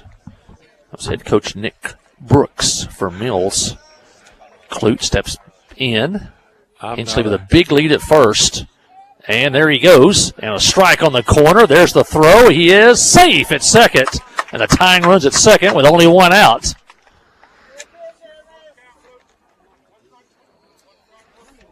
Clute today has struck out, walked, and struck out in the 6th. See if he can come through here. A lot of room to hit through the left side. Ball on the outside. Now 1-1. Shortstop trying to keep Hinchley close at second. There's a lot of room to hit through the shortstop hole. A little low ground ball to left field would tie the game. Just a squibbler where the shortstop ought to be. Here's the pitch. Back to the screen. And Hinchley will go to third. And he's there with 1 out. And the tying run at third. With only 1 out, count now 2-1 on Clute. And Clute represents the winning run. Yeah. That'd be okay with me. Jackets at one time trailed 9-3. Now it's 9-8. Can they pull one out of the fire here? Briggs to the plate. And a strike on the corner. Looks like his velocity's down a little bit. Just trying to get it over the plate. Yeah, I think it's way down. Count now 2-2. A wild pitch could tie the game. Briggs working quick. Here's the pitch. And a line drive, base. Oh, right at the second baseman. I got a bad look at that one. I thought it was headed to center field. And the second baseman reached up and grabbed it. Saved a hit. Hinchley had to stay at third. And he's there with 2 outs. Better base running on third than what they did a while ago. That's right. Yeah, Mills ran out of an inning, ran themselves out of an inning the last inning. That time, good base running by Hester Hinchley. Stayed at third. Now there's 2 outs. I thought that ball was over the second baseman's head. And the hitter is Calhoun. He pinch hit for Henry the last time up and stayed in the game. Jackets trail 9-8. Tying run at third, 2 outs. Ball 1 on the hitter. And the ball gets away as they try to pick off Hinchley at third. And he's going to score. And the Jackets have come back to tie the game 9-9 with 5 runs here in the 7th inning. And I'm not sure what that was. I'm not sure I'd want to go into the dugout right now with their coach. He is livid. With 2 outs, he tries to pick Hinchley off third and threw the ball away. And Hinchley scored easily, and we're tied 9-9. And a line drive. Oh. Just foul down the third base line. That would have been a double. Yeah, at least. And Calhoun just missed it by inches. Calhoun is the winning run here at the plate. Hinchley scores on the error. 5 runs on 4 hits and a walk here in the 9th inning, and the Jackets have come back to tie it 9-9.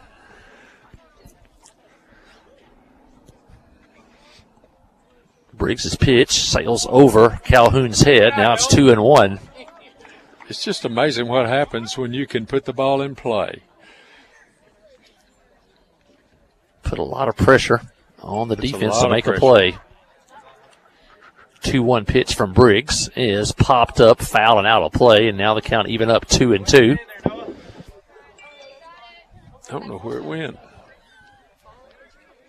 Those last 2 innings when Clinton held Mills scoreless are huge now. They gave the Yellow Jackets a chance to come back. Briggs to the plate, and a swing and a miss, and that'll end the inning, but not before the Yellow Jackets get 5 runs on 4 hits and a walk. The big shot was a 3-run homer by Hayden Jones, and the Jackets have come back to tie the game at 9-9 as we head to extra innings. Listen to Yellow Jacket Baseball on the Trip 94.7. Hi, I'm Allison Tyner, an APRN at Conway Regional Clinton Medical Clinic. At Conway Regional Clinton Medical Clinic, our primary care providers are dedicated to comprehensive care while working alongside our specialty care providers such as cardiology, general surgery, orthopedics, and pain management. To make an appointment with me, call 501-745-4914 or visit conwayregional.org. Hi, this is Savannah from North Arkansas College. At North Ark, we realize that all students have obstacles to overcome before enrolling in college courses. Whether it be finding money to pay for classes, making accommodations for disabilities, or helping parents pay for expenses such as daycare and fuel, we can help. To learn more, visit northark.edu/welcome2025 or text our recruiters at 870-621-2941. And remember, at North Ark, we believe in you. Well, the Jackets trailed 9-3 at one point in this game, and they trailed 9-4 going into the 7th and final inning. And the Jackets scored 5 times on 4 hits and a walk, and we've tied it 9-9. And we got extra innings, as they say, free baseball, Boji. Free, that's right. And we're going to get a good game for the price of admission. 7:33. This game started at 4:54, so 2 hours and 40 minutes. We have a change in left field. I think Rose went to right. Keegan Rose in right field. I don't know, number 19. Colton Warren in for his second inning of pitching. He got out of a 1st and 3rd jam without giving up a run in the 7th. Give old Colton a chance to get a win. Got the 2, 3, and 4 hitters due up for Mills, and the ball 2. Raggio, the hitter, he's walked, struck out, grounded out, and popped up today 0 for 3. Here's the pitch. And just missed, now 3-0. Hate to walk this guy.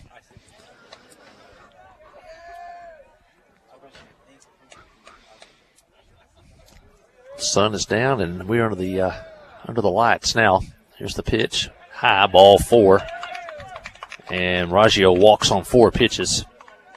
That's not a good sign. Parker Maddox, the hitter.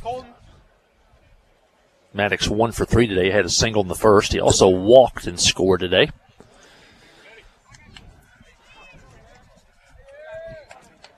Good speed at the plate.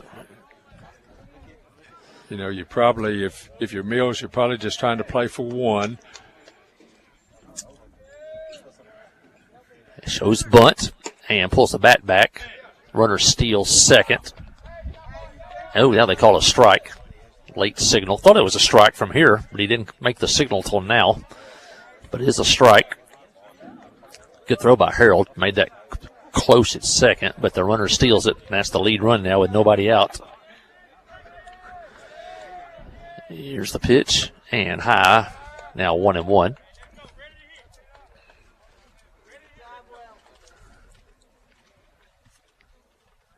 Check it. Outfield. Straight away. Yeah, you got to. Here's the pitch. And outside now 2-1. Zion Smith on deck.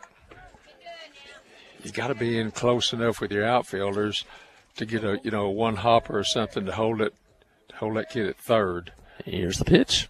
And fly ball sprayed out of play down the first base side. Now it's 2-2. And the Jackets would sure like a strikeout right here.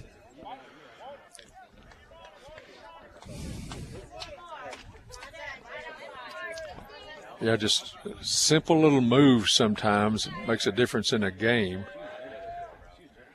Here's the pitch.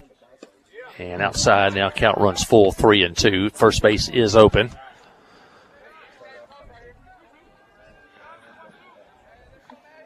It's a good job by our catcher.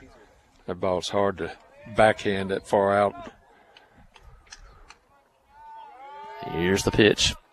And sprayed off the end of the bat. Caught it second for the out there. And a nice play. That's Calhoun, I think, at second. And one out as he sprayed it off the end of the bat. And it was knuckling toward right field. And the second baseman, who was covering second a little bit to hold the runner close, had to make a running catch. But one out here in the eighth. And that'll bring in Zion Smith. Looks like Coach is going to go to the mound to do a little talking. Smith 0 for 3 today, but he has reached base 3 times. A fielder's choice, an error, and a hit by pitch. Is this situation talk or a change? Oh, it is a change. He's going to bring in Gabe. Looks like Gabe Henry coming in. Gabe started at second base.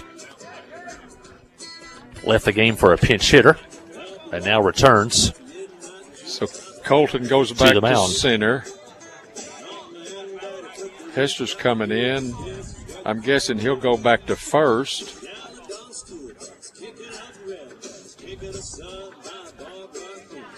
Yeah, Henry coming in. Figure we'd probably see him tomorrow. I think maybe Coach Prince says we can get him out here. Yeah. Just need 2 outs. We could win this game in the bottom of the 9th inning. So bringing in Gabe Henry, try to shut the door on him right here. But there's an X amount of pitches he can throw, or he has to take off one day. Don't know what that number is. Right. 30. Yeah, I'm not sure. We have to look that one up. They put that new pitching rule in 3 years ago. Really changed the sport too, though, because you have to have multiple pitchers now. In the old days, you could get by if you had 2 pitchers tops, and you scheduled your games, Monday, Tuesday, Friday. You could get by with 2 pitchers a lot of times. Now you got to have lots of pitching, a lot more pitching than you used to, because pitchers are limited by the number of pitches. But Gabe Henry is coming in. Mills has a man at second. There's nobody. Oh, there's 1 out. And we're tied 9-9 if you just tune in. It's been a wild one. Mills got 3 in the first, 1 in the second, led 4-0. Clinton got a run in the second, made it 4-1. And then Mills got 3 more, made it 7-1 in the third. Clinton came back with 2, made it 7-3. And then in the 4th inning, Mills added a run, made it 8-3. Added another run in the 5th, made it 9-3. And then Clinton got a run in the 6th, made it 9-4. And then Clinton got 5 runs in the bottom of the 7th and tied the game 9-9. And that's where we stand right now as Zion Smith, the catcher, comes to the plate. He's the cleanup hitter. And Gabe Henry, the sophomore, on the mound for Clinton. Gabe's got a good arm, though. He brings the ball up there pretty good. He's probably the Yellow Jackets' ace on the staff. His first pitch is just a little bit low. Mason Raggio at second. Game tied at 9.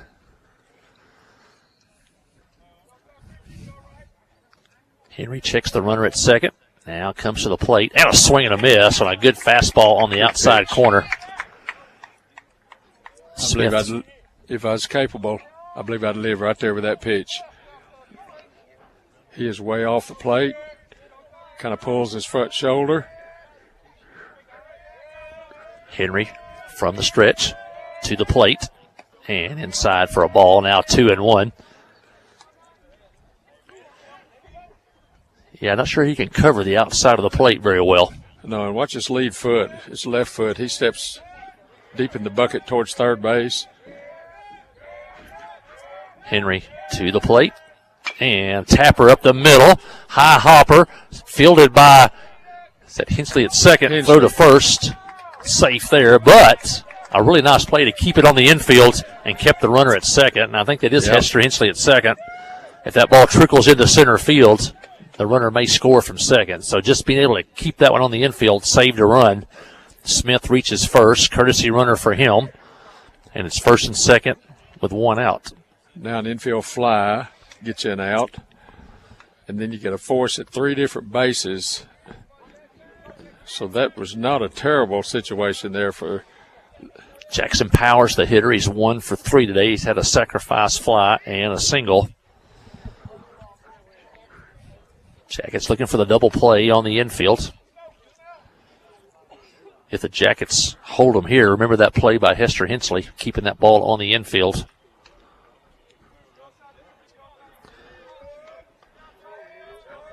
Two on, one out.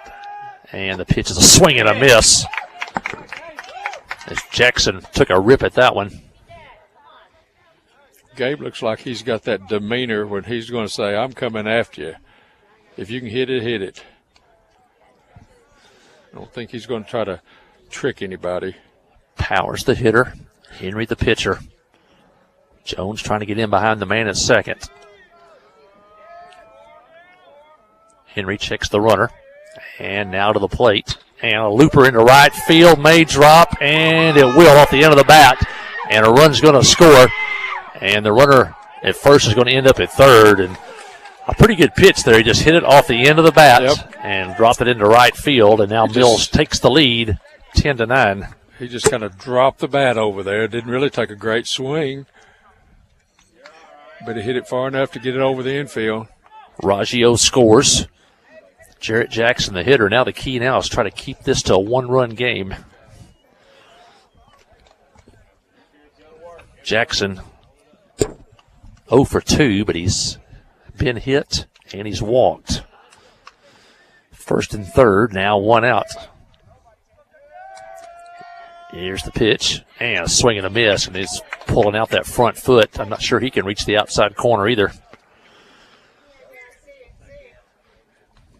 Kind of dark in left center field. That entire light standards are out there. Here's the pitch. And a curveball for us. Ooh, didn't get the call. Oh, gosh. 1-1. I thought he was fixing to throw up that right arm. Yeah, that was, why not, ump? They may have fooled the umpire on that one. I think it fooled the ump. Yep. 1-1 the pitch. And fly ball foul, now 1-2. If you're watching on the live stream, it looks pretty bright out there, but if you're here at the ballpark, it is dark in left center field and kind of coming on toward shortstop. 1-2, and Henry could sure use a strikeout right here. Henry checks the runners, and here's the pitch, and curveball outside, try to get the hitter to chase. Now 2-2.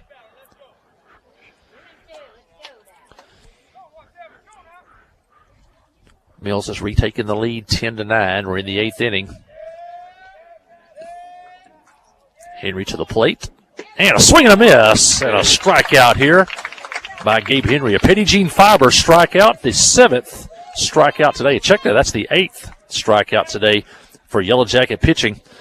And that'll bring in the pitcher Briggs with 2 outs. Runners at first and third. Henry to the plate. And a strike called.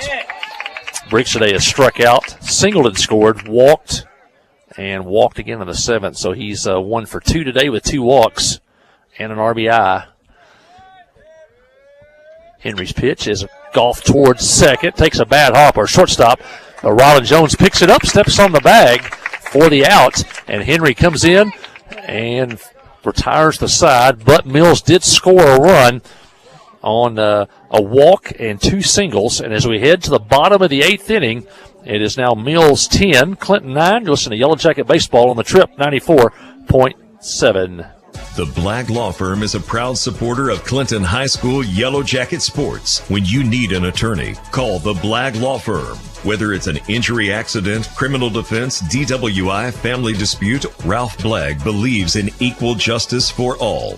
Now located in the shopping center at 244 Highway 65 South or on the web at blagglaw.com. The Blagg Law Firm, a proud supporter of Clinton Yellow Jacket sports. F.L. Davis Cash Lumber, your Ace Hardware store, is a proud sponsor of Clinton Yellow Jacket Sports. F.L. Davis Cash Lumber can help with your electrical, plumbing, paint, tools, hardware, and flooring needs. They're a full-service hardware store and lumber yard. F.L. Davis can provide you with everything you need for your residential or commercial projects. The knowledgeable staff is always on hand to answer your questions. Visit F.L. Davis Cash Lumber, your Ace Hardware store. Same place, now Ace. Hitters do it for Clinton here in the 8th inning. They trail 10-9. Need a run to tie, 2 to win. It'll be Luke Westfall, Colton Warren, Keegan Rose. Anybody gets on, back to the top of the order.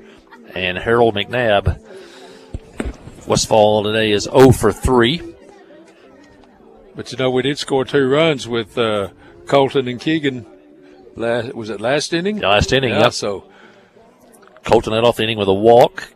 Keegan Rose got a hit. And the Yellow Jackets went on to score 5 runs. The big blow was a 3-run homer by Hayden Jones. And Briggs is still on the mound here in the top of the 8th inning.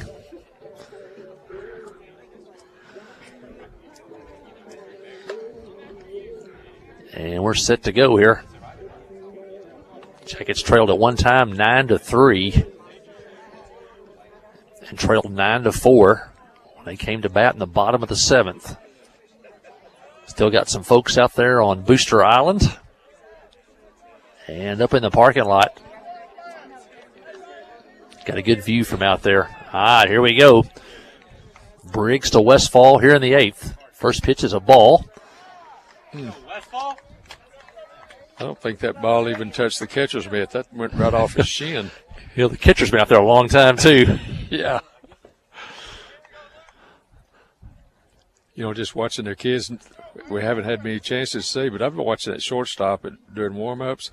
Man, that kid's got a great arm. Briggs' pitch is a strike, now 1-1. Fans are still here, hoping for a Yellow Jacket win.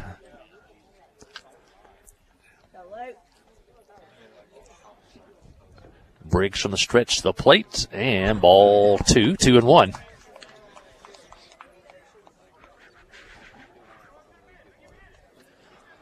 Well, if the Jackets could get some runners, too, you think they could probably run some bases also.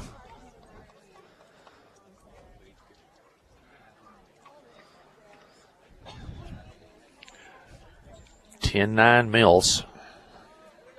Here's the pitch. And a ground ball towards short. There's Maddox, fields it, throws it, and high, but out at first. And that's how the Yellow Jacket 8th inning starts. And that'll bring in Colton Warren. Maddox's throw was a little bit high, but Powers was able to pull it down and keep his foot on the base. Let's go, Colton. Warren started the last rally. See if he can start one here. Like you said earlier, you got to have all 24 outs right now. If Warren could get on, you'd like his chances maybe to run a little bit. Yeah, he runs pretty good. Here's the pitch, and inside for a ball. I think even the catcher's getting a little tired. He's not really getting down to much of a stance either.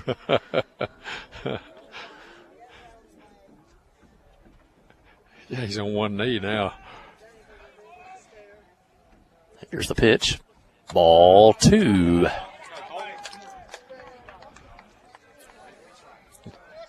Now, this is not the truth, but after you've thrown about 165 pitches, you got to be tired. Got to be. Here's the pitch. Ball. Ooh, call inside corner. Ooh. Pitcher got the call on that one. Now 2-1.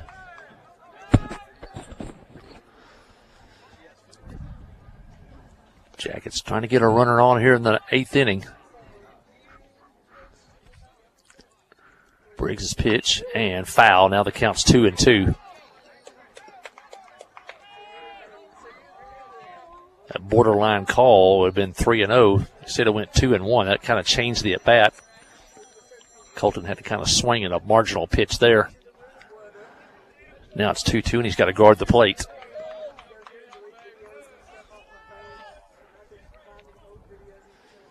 Here's the pitch. And, ooh. Well, 3-2. I have no comment on that one.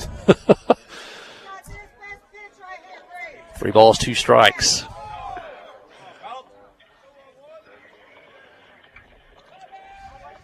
Briggs from the stretch. Here's the payoff pitch. And foul. Back to the screen. Warren staying alive. You know, Colton's played enough baseball. He knows you got to fight those borderline pitches off. Here we go again. Another 3-2 pitch. And ground ball. Foul. And the first base line, Warren battling, stays alive. Sees more pitches. Have a better chance. Maybe he's seeing a lot of pitches from the pitcher here.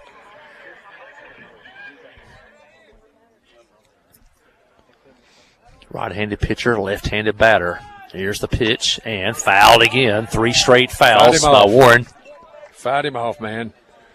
It's a battle between Briggs and Warren. In the 8th inning, Clinton trails 10-9.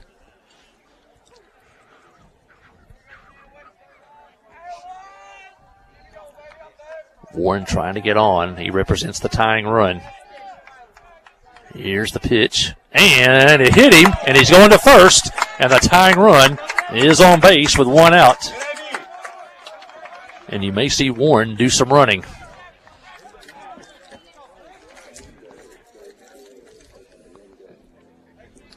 Here I am again being real conservative. You know, if you run, it's great if you make it because you get in a scoring position. If you get thrown out, man, it just ruins your inning. Rose the hitter. He singled and scored in that big ninth inning. There goes Warren. There's the throw. He is safe. Easily at second. Ball gets into center field. Warren's headed for third. And he's over there safely with only 1 out. And the tying runs at third with only 1 out. Warren was going to steal it. The throw was in the dirt. Got into center field. And Colton ends up at third. Great hustle by the junior. Shows you what I know about coaching. I wouldn't have done that as a coach. But he got a great jump. I mean, he was 3 steps into his stride before the pitcher ever, let it go. I think the great jump, and then also you're banking on kind of the control troubles the pitcher's having, and the catcher is not getting out of the box very fast back there. No, I think he's ready for a Pepsi. I think it was probably a high percentage play with these situations with that pitcher and that catcher here in the 8th inning. And the manager has gone to the mound again, talking to the infield. And I think Briggs is staying in the game. And the umpire is going out to break up the conversation. Rose took a ball. The tying runs at third. There's only one out. A lot of things could tie the game right here. And they're bringing the infield in. My numbers may be wrong, but I think there's like 11 ways to score from third. Here's the pitch and tap foul. 1-1. You bring that infield in, you give the hitter a little more advantage. There's more holes to hit through. Oh, yeah. And so ball's got to, they're playing for the play at the plate. It's got to be hit right at them. 1 ball, 1 strike. Got a good feeling about old Keegan here. Here's the pitch. And a swing and a miss. Now 1-2. Now he's got to guard the plate. The worst thing here would be a strikeout or a pop-up. Yeah.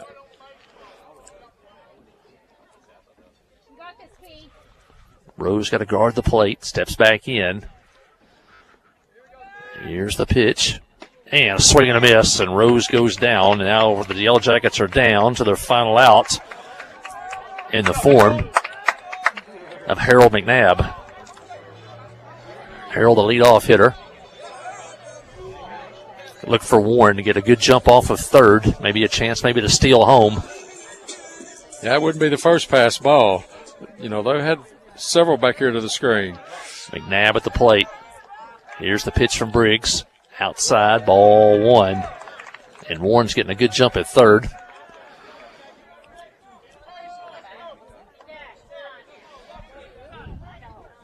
10-9 Mills. Clinton came back with 5 in the 7th to tie it. Trying to tie it again here in the 8th. And line shot fouled out of play on a high pitch. Count even 1-1. Let's go, Harold. Outfield shallow and straight away. No wind now. Boy, I'll tell you what, you'd like to fight in Clinton tonight. They could have rolled over early. Here's the pitch. And fly ball foul down the right side. Now the Jackets are down to their final strike. It's 1-2. Rylan Jones on deck.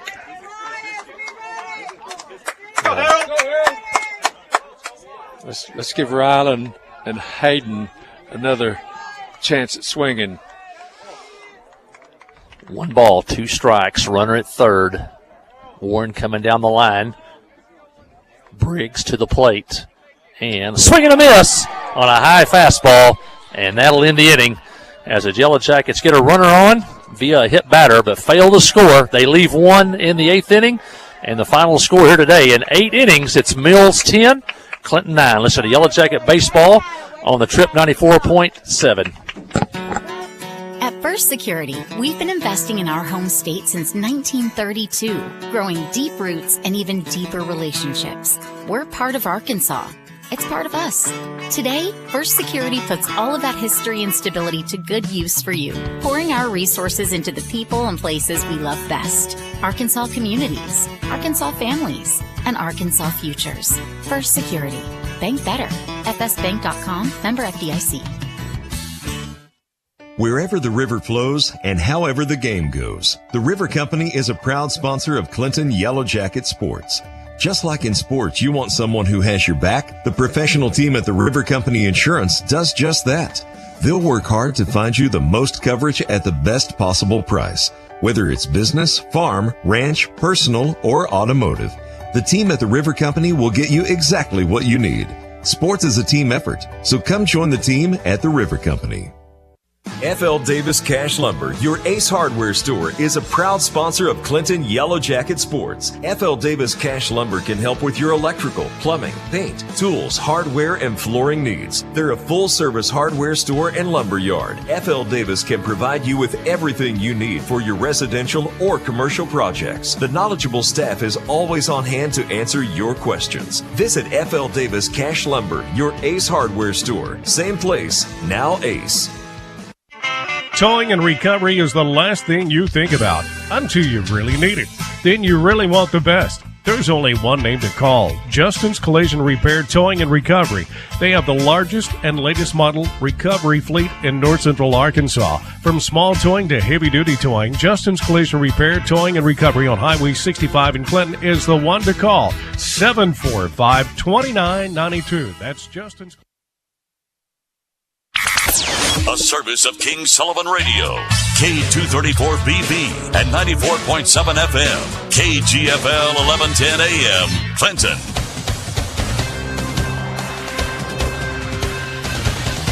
So Jackets grinding it out, win or lose, worth the watch. That's baseball. Go Jackets. And thanks for Richard for listening in. A lot of times he's here, but he's always keeping up with Yellow Jacket Athletics. And thanks to the mayor for listening in tonight. That ID there before we came back on the air, you know, the FCC requires the stations to have your call letters on the hour. Well, it was 8 o'clock. This game lasted 3 hours and 5 minutes. We started at 4:54. The final pitch was at 7:59, so a 3 hour and 5 minute game as the teams combined for 19 runs today on 13 hits. Final score was Mills 10, Clinton 9. Mills got 3 in the first, led 3-0. Mills got a run in the second, led 4-0. Clinton got a run in the second, made it 4-1. But then Mills 3 more in the third, made it 7-1. Clinton came back with 2 in the bottom of the third, made it 7-3. But then Mills added single runs in the fourth and the fifth to make it 9-3. Clinton got a run in the sixth, made it 9-4. And then they came to bat in the bottom of the seventh, trailing 9-4, and got 5 runs. The big hit was a 3-run homer by Hayden Jones, and they tied the game 9-9. Hester Hensley scored the tying run on a wild throw at third base. They tried to pick him off. And then Mills got a run on a couple of hits in the 8th inning to take the lead 10-9. And then the Yellow Jackets got a runner at third and 1 out, but failed to drive the runner home. And your final score was once again Mills 10, Clinton 9. Mills 10 runs on 7 hits. Clinton 9 runs on 6 hits. The game lasted 3 hours and 5 minutes. Clinton is now 1-5 on the season, and Mills now 1-2 on the season. Our first Arkansas Bank and Trust players of the game, and co-players, it'll be Hayden Jones and Hester Hensley, two sophomores. Hayden Jones with a big 3-run homer today, and a nice job on defense. And Hester Hensley reached base 3 times today, a single, a triple, and a walk, and scored 3 times today. Also want to mention Rylan Jones also with a single and a double. I want to thank First Arkansas Bank and Trust for their support of Yellow Jacket Athletics, located in the Cash Saver parking lot in downtown Clinton, are as close as your computer. I want to thank them, along with Hogs and Heifers and Petty Jean Fiber, for bringing you the live stream today. The pictures are beautiful today on a day like this at Clinton, without a cloud in the sky. And then now with the lights on, and it really looks great here on the live stream. I got that banker. And the lights on left center field are now on once the game is over, as Boji points that one out. Boji, any thoughts, final words on this one? Well, I think I said this a while ago. I like the fight. You know, we'd only won 1 game, and early when we were down 9-3, you know, we could have just rolled over and said, "Oh, let's get this one over with." But we kept punching around, and came back in there. Had to kind of save some arms for tomorrow's conference games. But you see a little bit in teams every once in a while when they have a little adversity. And this bunch may be all right before the year's over if we can throw strikes. Yeah, no quit today. They could have quit when it was 9-3 at one point, and it was 9-4 to the 7th inning. It came back and tied it. So no quit in this pretty much young ball club for Coach Prince and the Yellow Jacket team. They'll be in action here tomorrow against Joe T. Robinson in a conference doubleheader. That game will not be broadcast, but you can come out at 4:30 if you want to watch that one. We will broadcast softball tomorrow as the Lady Yellow Jackets host Valley Springs across town. First pitch at 4:30 on the Trip 94.7 and the Yellow Jacket live stream network. Well, your final score once again in 8 innings, it was Mills 10, Clinton 9. Thanks for your time this time, and until next time, so long. Yellow Jacket baseball and Hey, thanks, Keith. Good job. Trip 94.7, 97.3 has been brought to you by these fine sponsors. First Security Bank, Justin's Collision Repair and Tow.